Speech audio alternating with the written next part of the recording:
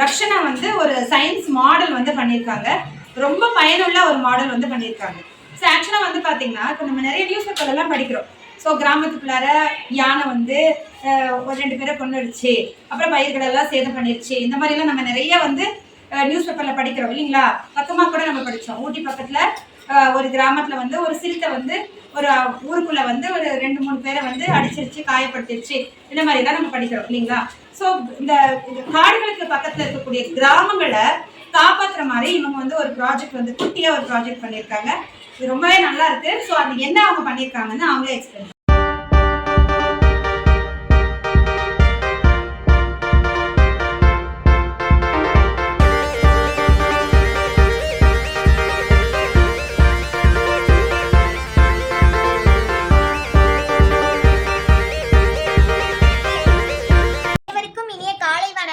என் பெயர் கு ரக்ஷனா. நான் 6ஆம் வகுப்பு ஆ பிரிவில் படிக்கின்றேன்.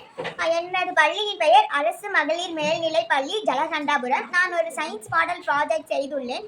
இப்பொழுது வனவிலங்குகள் பல கிராமங்களில் அட்டாக் செய்யும் பொழுது அதை யாராவது அது வருவதை கண்டால் இந்த மாதிரி ஒரு ஸ்விட்சை ஆன் பண்ணோன்னா நான் அலாரம் செட் பண்ணி வச்சுருக்கேன். அந்த இதுலேருந்து சவுண்ட் வரும்.